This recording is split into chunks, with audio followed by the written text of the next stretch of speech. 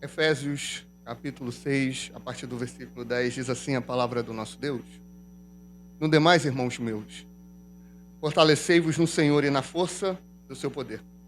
Revesti-vos de toda a armadura de Deus, para que possais estar firmes contra as astutas ciladas do diabo.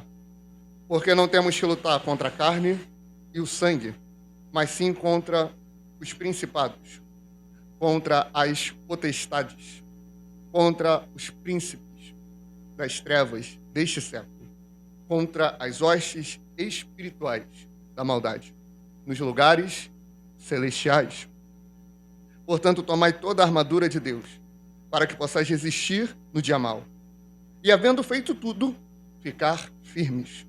Estai, pois, firmes, tendo cingido os vossos lombos com a verdade, vestida a couraça da justiça, e calçado os pés na preparação do evangelho da paz. Tomando sobretudo o escudo da fé, com o qual podereis apagar todos os dardos inflamados do maligno. Tomai também o capacete da salvação e a espada do Espírito, que é a palavra de Deus, orando em todo o tempo, com toda oração e súplica, no Espírito, e vigiando nisto, com toda a perseverança e súplica por todos os santos. E por mim, para que me seja dada, no abrir da minha boca, a palavra com confiança, para fazer notório o mistério do Evangelho, pelo qual sou embaixador em cadeias, para que possa falar dele livremente, como me convém falar. Amém, irmãos? A igreja pode sentar com a graça de Deus. Louvado seja o nome do Senhor.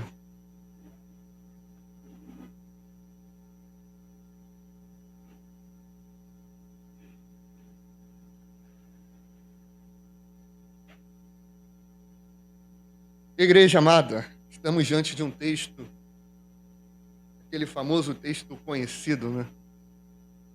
Aquele texto que alguns pastores e pregadores, quando estão na onça, né? O que eu vou pregar? Tem os textos bases ali. A gente fez parte de uma igreja onde a gente sabia quando o pastor estava na onça de texto, porque ele voltava nos clássicos, né? Era Efésios 6, Marcos 10, 46, né? Era o cego de Jericó, né? Eram esses textos assim, a gente ficava assim, doido. Porque parece que a pregação, a mensagem do Evangelho tem que se tornar uma coisa maçante, onde a gente não aprende e não é edificado. Tanto que se dedica geralmente pouco tempo para a palavra. Mas é ela que nos alimenta, amém? A gente não tem que escolher uma mensagem, um texto, só porque é fácil de pregar. Inclusive, semana passada, Salmo 121, né? Onde foi feita a exposição aqui, de uma forma como eu ainda não tinha visto. A gente não tem que tratar o texto bíblico daquela maneira, deixa eu te dar vitória, você vai ser guardado. Não é assim que a Bíblia vai tratar. Não é essa forma rasa. Por isso nós precisamos crescer na graça e no conhecimento. E esse texto ele vai mostrar a importância da profundidade da palavra. A vida cristã, amados irmãos, ela não é um parque de diversão. A vida cristã, ela não é um rodízio. Ela não é felicidade, alegria, sempre. Vida tranquila e serena todo dia. A vida cristã, ela é uma guerra. Não importa o lado que a gente tiver, se do lado de Cristo ou do lado de Satanás. Quando alguém está do lado de Satanás, o que é o lado de Satanás, pastor? É quem está em pecado, é quem é ímpio, é quem não professou a sua fé em Cristo, é quem não vive para Cristo, é quem não está em comunhão com a igreja, é quem não lê a palavra, é quem não ora. Esse está do outro lado, esse está lá. É inimigo, como Paulo chama, da cruz de Cristo. ele não vai passar por tanta tribulação. Por quê? Porque já está do lado de lá. O diabo não vai atazanar ele.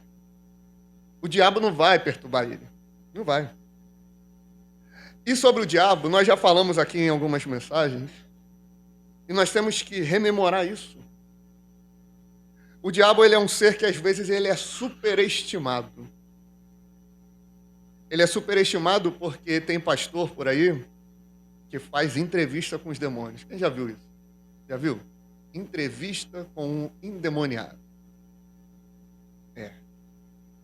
O crente às vezes acha que tudo é demônio, né? Barulho na panela é o demônio. O diabo virou Masterchef, né? Colocam Satanás em um lugar de destaque, um lugar onde ele não deveria estar. Colocam Satanás como o causador de todos os problemas. Mas acredite, irmão, boa parte, talvez até a maioria dos problemas que você tem, ou que alguma outra pessoa tenha, não é nem culpa do diabo. São as nossas negligências. Por exemplo, tem gente que vai chegar e vai falar, o devorador está terrível na minha vida, irmão Rosângela. Não sobra um dinheiro, Isabel. Tá ruim, é o diabo se levantando. Mas a pessoa ganha 2.000 e gasta 3.000. Que devorador é esse? Você que não está tendo sabedoria para administrar. Então, nem sempre a culpa vai ser do diabo. A pessoa peca, a pessoa erra. Porque tem pecado, irmão, que às vezes parece que está gritando na nossa cara. Peque. Peque. Isso é o diabo induzindo. Tem pecado que a gente procura. Tem pecado que a gente vai atrás de tão carnal que o ser humano é. Não é culpa nem do diabo. Só que esse mesmo ser, que por muitos é superestimado, por outros é subestimado. Tem gente que mal acredita na existência do diabo. Crente, tá? Mal acredita na existência do diabo. Spurgeon, ele tem uma frase que diz: muitos pastores não acreditam na existência de Satanás. Como pode não acreditar na existência do seu próprio pai? Ironizando. Mostrando que muitos desses que se dizem ministros do evangelho são usados por Satanás, porque são hereges. Outros até creem no diabo. Creem, quando eu digo crer, não é no sentido de ser devoto a ele, amém? Não é no sentido de seguir, é crer no sentido de que ele existe. Alguns até creem que ele existe, mas creem que ele não tem tanto poder assim. Só que a gente vai olhar para o tempo bíblico e desde lá Satanás está agindo. Desde o tempo bíblico, desde a história narrada na Bíblia. Você tem a serpente lá no jardim. Você tem lá em Jó Satanás se apresentando diante de Deus. Você tem um espírito maligno que atormentava Saul. Você tem um endemoniado gadareno. Você tem a mulher que tinha 7 demônios. E você tem aquele cenário do endemoniado que os 7 filhos de sacerdotes servas tentaram expulsar. É impossível negar as ações de Satanás. É impossível negar as ações do maligno. E Paulo se preocupa com isso. Ele vem fazendo uma exposição e uma extração para o povo de Éfeso, para a igreja que estava lá estabelecida. Igreja essa que teve como pastor também o próprio apóstolo João. E está mostrando para eles o que é o evangelho, o que é o corpo de Cristo. Viver em unidade, fugir do pecado, fugir da aparência do mal, andar em santidade e resistir ao diabo. Porque a igreja que se propõe ser igreja, o povo de Deus que se propõe a se separar, a orar, a buscá-lo incessantemente, a viver a unidade do corpo. Não apenas viver uma santidade dentro da igreja, mas viver uma santidade no dia a dia. Por isso que ele vai falar aos patrões, aos empregados, ao pai, à mãe, ao filho, mostrando que a santidade tem que abranger toda a área da nossa vida. E esses que assim vão fazer, sofrerão das astutas ciladas do diabo. Não é porque a gente se predispôs a viver uma vida cristã saudável, a andar em santidade, que o diabo não vai se levantar. Quanto mais quando a gente fica flertando, um pé na igreja, outro no mundo, né? Tem um amigo que fala, é o crente Raimundo, né? Um pé na igreja, outro no mundo. Aqueles que estão decididos a viver uma vida cristã sofrerão das astutas ciladas do maligno. Astutas ciladas, do grego metodeia, ou seja, método. Queridos, nada do que se levanta contra a nossa vida, que vem do diabo, não se levanta por acaso. Ele não é aquela pessoa inconsequente, sabe? Que não tem nenhum planejamento de vida, não tem nenhum planejamento do seu negócio, não tem nenhum planejamento familiar. Não. Satanás, ele é astuto. Satanás, ele é metódico. Satanás não age por impulso, não age sem pensar. Ele arquiteta planos malignos para parar você, para destruir você. Porque para o adúltero ele tem uma prostituta. Para o mentiroso ele cria uma situação para induzi-lo a mentir. Para o corrupto ele dá a facilidade de ganhar um dinheiro grande sem ter que fazer muito esforço. Para o cético ele dá o ego. Para o espiritualista ele se transforma em anjo de luz. Para o idólatra de pastor ele tem um herege. E para o ser humano ele sempre tem a desobediência.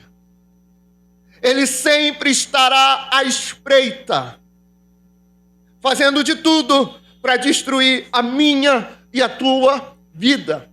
É por isso que o apóstolo Pedro, cheio do Espírito Santo, ele escreve que o diabo está ao derredor, bramando como leão, buscando a quem possa tragar. A gente sabe muito bem o que é o derredor. Ele está um pouco afastado, porque ao redor tem que estar os anjos, como os Salmos vai dizer, como a Bíblia vai relatar. Os anjos do Senhor estão à volta daqueles que o temem. Ele está ao derredor esperando uma brecha, esperando um deslize só. É por isso que o ser humano, crente, o cristão verdadeiro não pode dar brecha. Nós não podemos flertar com o pecado. Nós não podemos brincar de ser crentes, porque o diabo, ele não brinca de ser diabo. Satanás, ele não brinca de ser Satanás. Ele é um inimigo invisível. Ele pode não ser onipresente, porque ele não é Deus. Mas ele consegue estar presente em muitos lugares. Porque ele tem os seus lacaios. Ele tem os seus demônios. Ele não é visto a olho nu. Ele se move e consegue interferir na nossa vida de formas que a gente não consegue denominar. Ele ouve cada palavra que você fala, cada murmuração. Cada vez que você fala mal de alguém, aquela pessoa não está presente, ele está vendo. E ele vai usar isso como uma oportunidade para te afastar da presença de Deus. Cada balbuciar, cada atitude que você executa, ele vê. Tem gente que acha que é uma excelente estratégia orar, chamam de orar em espírito, né? É orar em pensamento. Acham que vai enganar o diabo, né? Que ele não vai saber o que a gente pediu. O diabo lê a mente? Não. Não é isso que eu estou dizendo. O diabo, ele é um ser milenar. Desde antes de Adão e Eva ele já existia. Amém? Ele já estava lá. Ele já estava. A queda dele veio antes disso. Por ser um ser milenar, ele consegue ler cada personalidade só com o olhar. Ele é muito mais inteligente do que psicólogos, irmão. do que profissionais que estudam comportamento humano. Já viu aquele... Teve um cara que viralizou, alguma coisa Metaforão, Vitor Metaforão, meu nome, né? Viralizou na internet, que cada gesto, atitude, né, que ele faz, ele consegue determinar, olha, essa pessoa está agindo com autoridade, ela está com medo, ela está com receio, ela está com coragem. Só na forma, no gesticular. Um homem consegue fazer isso. Você acha que o diabo não consegue? Você acha mesmo? Um ser milenar como ele é. As pessoas estão preocupadas naquilo que o diabo vai ouvir, mas não estão preocupadas naquilo que ele está vendo, nas brechas que estão abrindo. Ele é muito inteligente. Não dá para destruir Satanás com bomba atômica. Não dá para lutar contra o diabo com armas. Não dá. Ele é um ser completamente maligno. A Bíblia vai dar alguns títulos para ele. Diabo, Satanás, assassino, ladrão, mentiroso, destruidor, tentador, maligno, serpente, dragão, Abdom, Apolion.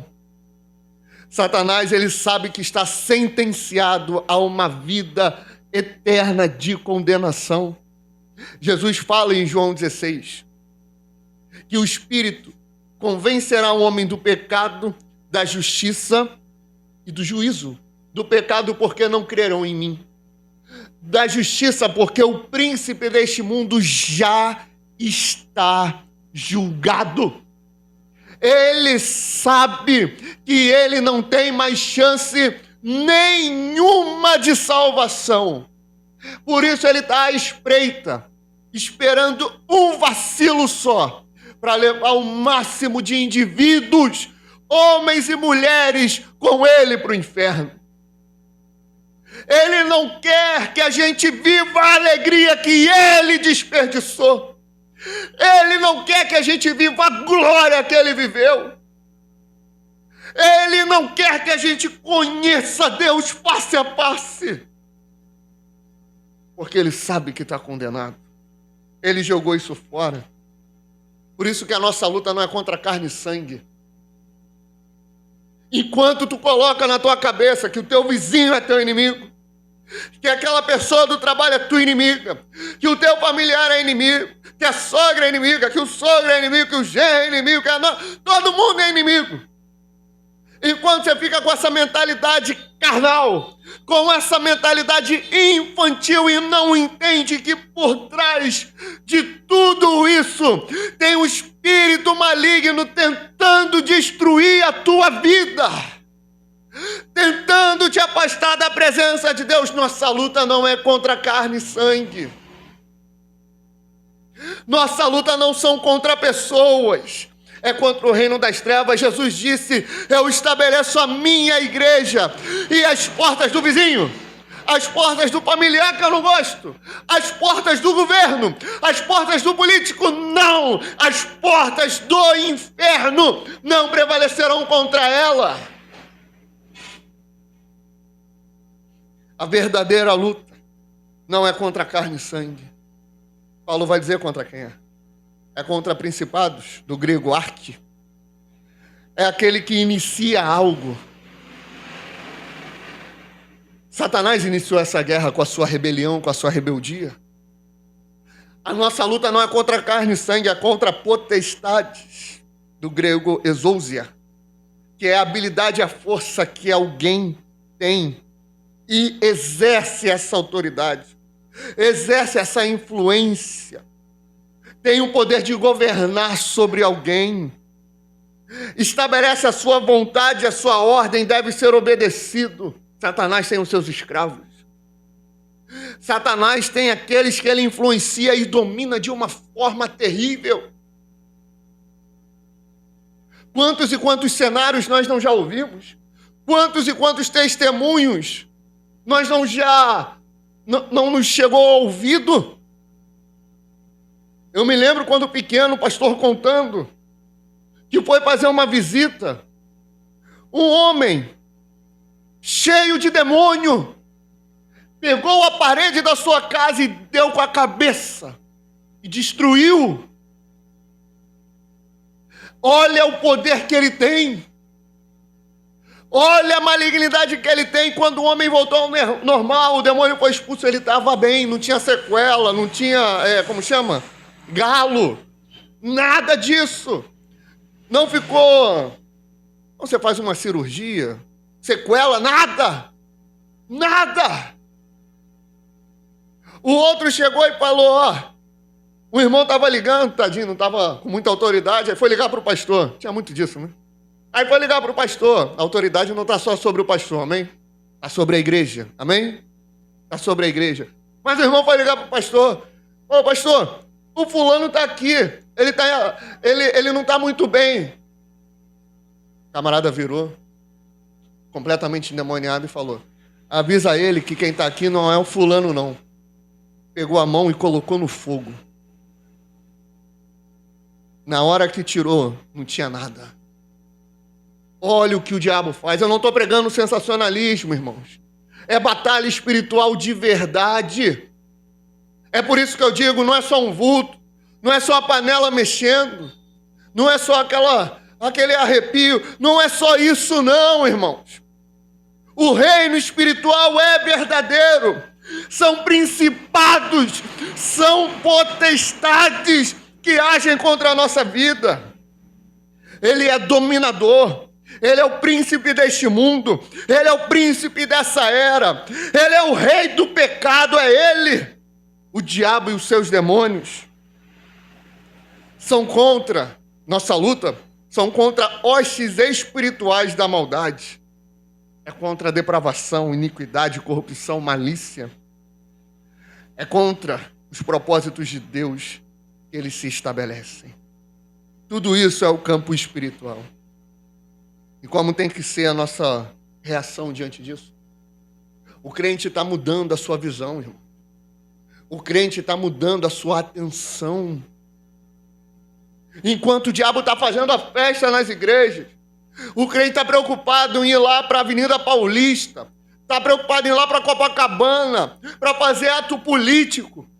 Se 1% desses crentes dobrassem o joelho e orassem, um avivamento inundaria a nossa nação. Se 1% desses orassem com fervor e temor, experimentaríamos a graça de Deus de uma forma gloriosa. Mas o crente faz de tudo, menos ser fortalecido em Deus. Mas Paulo adverte, seja fortalecido no Senhor. Fortaleça-se nele. Por quê? É uma verdade que nós precisamos lembrar. A nossa força vem de Deus. A nossa força vem dele porque ele é poderoso. A nossa força vem dele porque sem ele nada nós podemos fazer. A nossa força vem dele porque a luta contra o diabo é injusta e a gente não consegue vencer, a menos que a gente seja fortalecido pelo Senhor e esteja revestido pela força do seu poder. Ele é poderoso. Ele enviou o dilúvio. Ele tirou o seu povo da escravidão da nação mais poderosa da terra. Ele abriu o Mar Vermelho. Ele abriu o Rio Jordão. Ele derrotou um gigante para um menino sair vitorioso. Ele fez fogo cair do céu, fez o machado flutuar. Ele transformou a água em vinho. Ele ressuscitou o morto. Ele mesmo ressuscitou. Ele é poderoso. Seja fortalecido no Senhor, meu irmão. Seja fortalecida no Senhor, minha irmã. Igreja, seja fortalecida nele. Fica firme. Quando nós temos o Senhor como nosso fortalecedor, o cristão fica firme. O que é ficar firme? É não ceder ao pecado. É não ceder à tentação, é não parar, é sempre adorar, é sempre buscar, é sempre cultuar. Sempre, sempre, sempre. Mas Paulo vai dar algumas instruções. Ele vai usar o modelo do soldado. Isso representa muito bem o que é a igreja. A igreja não é só um quartel, um hospital. A igreja é um quartel-general. Em toda a OM, né? em toda organização militar, em todo quartel, tem que ter o seu departamento de saúde, né? Né, irmão Everaldo? A gente que serviu, né? Eu não sirvo para muita coisa não, mas servi lá na Marinha. Tem o seu departamento de saúde, a enfermaria, dependendo do quartel tem um hospital. Dentro do quartel tem um hospital. Só que aqui é para preparar soldados, homens e mulheres valentes. E ele usa a roupagem do soldado romano para explicar. Ele vai falar para estarmos cingidos, vestidos com o cinturão da verdade. O cinturão é o que segurava as outras partes da armadura. A verdade é a força integrante na vida do cristão. Um homem de integridade, uma mulher com uma consciência limpa, pode enfrentar Satanás sem nenhum medo. Isso é estar na verdade.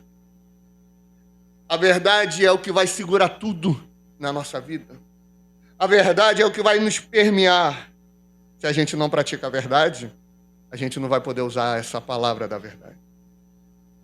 A couraça da justiça é a peça da armadura que é feita de metal e cobria o guerreiro do pescoço até o peito. Isso servia para proteger órgãos vitais, tal qual o coração. Esse é o símbolo da justiça que o crente tem em Cristo Jesus. A nossa justiça é Cristo.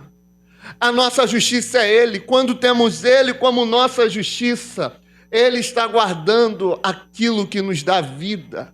Ele está nos protegendo por inteiro. Não tem por que temer, não tem por que desconfiar quando estamos revestidos da justiça de Cristo. E a justiça não é fazer justiça com as próprias mãos, é ser crente, cristão de verdade, revestido da justiça dele. E a justiça de Cristo é diferente da justiça do mundo. A justiça do mundo é vai atrás dos seus direitos, vai e mata. A justiça de Cristo é eu morro por você, mesmo não tendo culpa nenhuma, mesmo não tendo pecado nenhum, eu vou morrer na cruz por você. Então se revista da minha justiça, seja lavado e remido do meu sangue. Sem a justiça de Cristo e sem a santidade pessoal, não há defesa contra as acusações de Satanás. Calçados os pés no evangelho da paz, os soldados romanos, eles tinham um tipo de cravo nos pés para que eles não escorregassem, para que eles conseguissem estar firmes.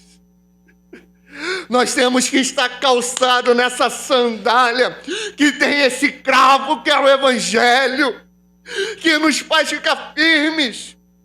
Ah, mas eu deslizo muito, o pastor está lendo Bíblia. Eu estou lendo de vez em quando, eu leio ali no aplicativo da Bíblia o versículo do dia. Está orando? Não estou orando muito. Falta calçar os pés no Evangelho. A batalha espiritual é essa. É ter o escudo da fé. Lembra que Paulo, contexto romano, pensando num soldado romano, o escudo media 1,60 de altura e 70 centímetros de largura. Tem alguns irmãos aí que tem mais ou menos isso de altura, né? Né? 1,60 não? Um pouquinho mais?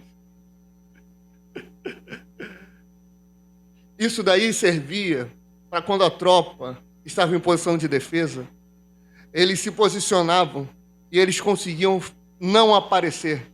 Aquilo criava uma muralha completa.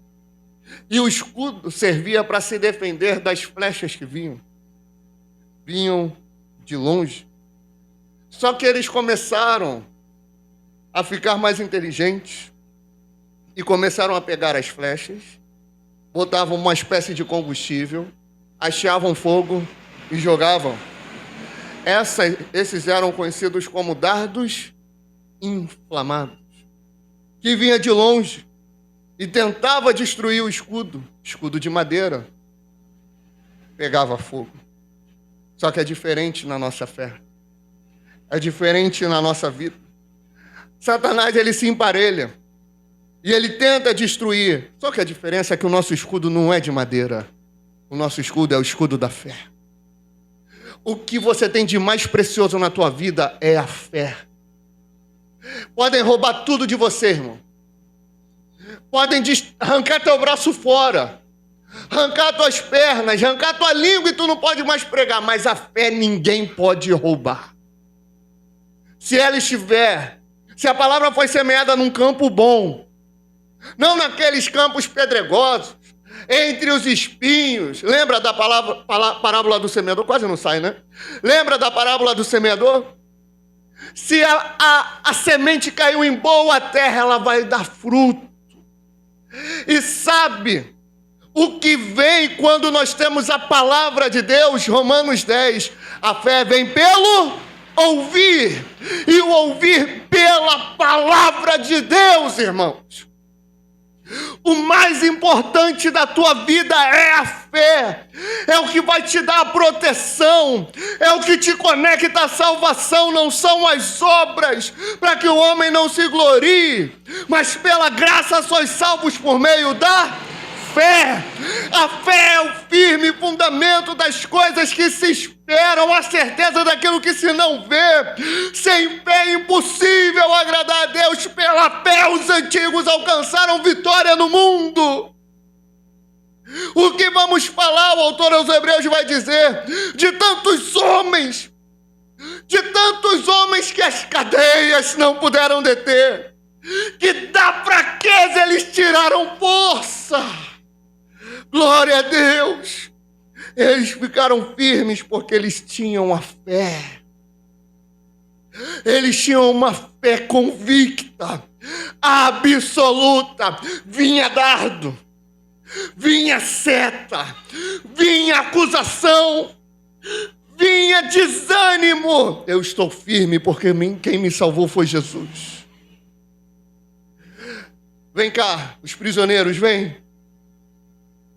Ó, vocês podem sair. O povo gosta de vocês. Vocês têm uma aceitação boa.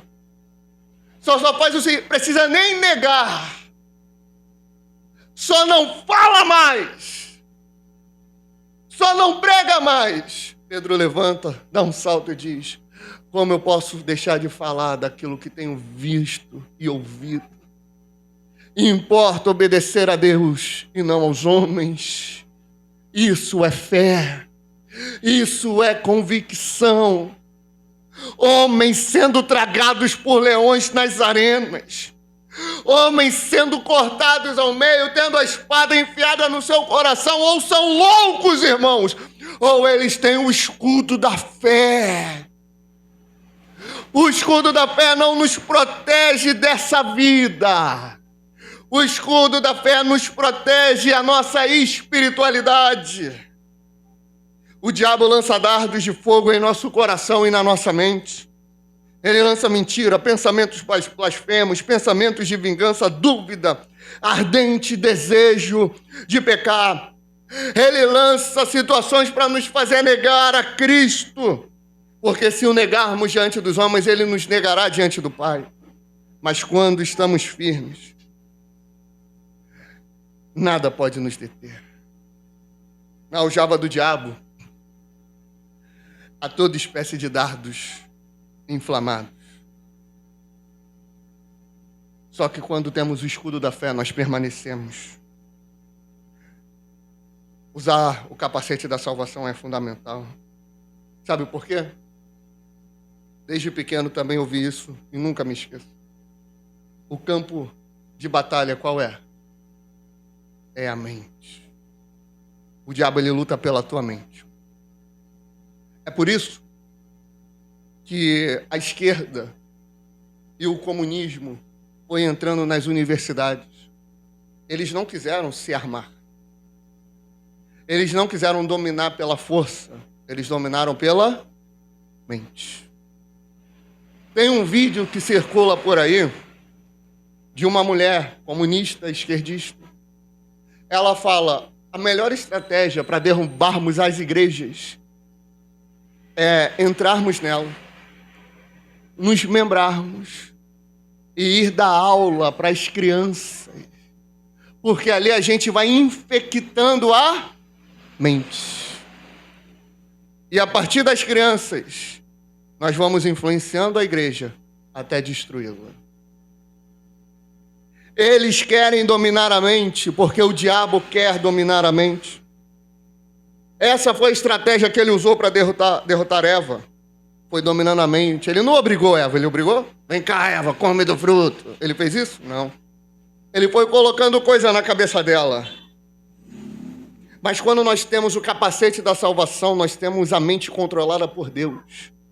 Ou melhor, nós não temos mais a nossa mente, nós temos a mente de Cristo. Porque deixamos de ser carnais e passamos a ser espirituais. Por isso, quando Deus controla a nossa mente, Satanás não pode levar o crente a fracassar. O crente que estuda a Bíblia, está firmado na palavra de Deus, não cede à proposta sedutora do diabo facilmente. E finalmente, a espada do Espírito. A espada é uma arma de ataque, e essa espada é a palavra de Deus.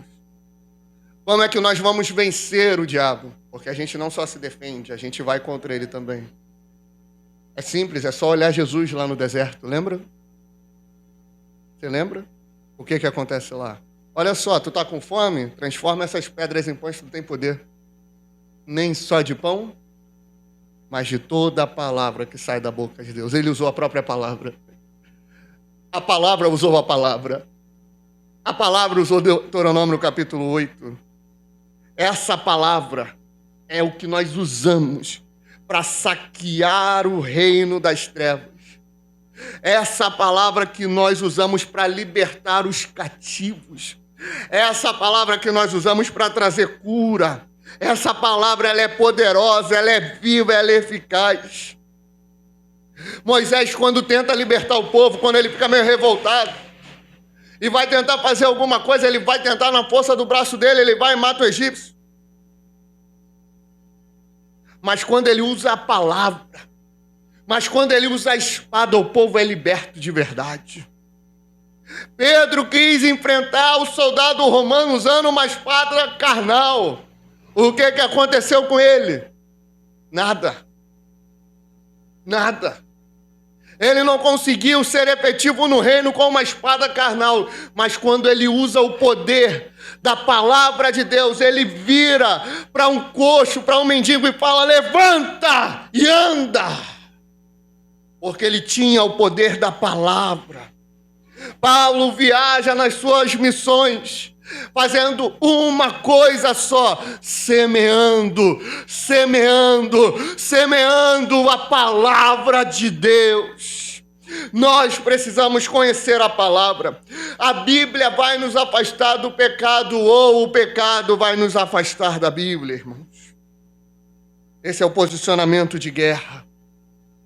Está revestido do poder de Deus, revestido de toda a armadura de Deus. Estar vigilante e continuar atentos. O que isso tudo quer dizer, pastor? Revestido do poder, nós não podemos depender da nossa força. Nós não podemos andar sem autoridade espiritual. Nós não podemos andar confiantes, Isabel, só nas nossas astúcias. Vamos perder. Mas se estivermos revestidos do poder, nada vai nos abalar. Revestido de toda a armadura de Deus. O que é isso? Tampar todas as brechas. Todas as brechas. Vigilância constante. Ficar firme. Não ceder. E não subestimar o diabo e nem o pecado. Mas o interessante é que no meio do texto Paulo fala: e havendo feito tudo, ficar firme. Mesmo depois de uma vitória, o crente tende a relaxar, né? Inclusive, essa é a minha tese em relação a alguns pastores que começam bem e caem. Eles começam pregando, e Deus começa a se manifestar através deles.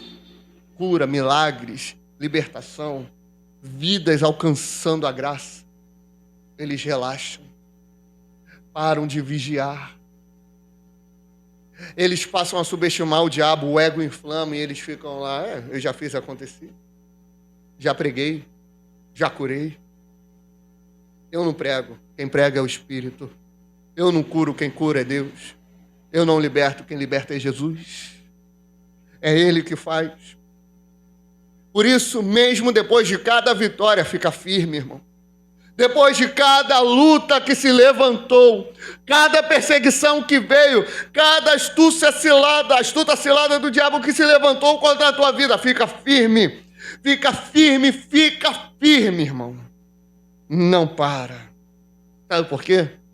O cessar-fogo não vai acontecer aqui nessa vida, só no porvir.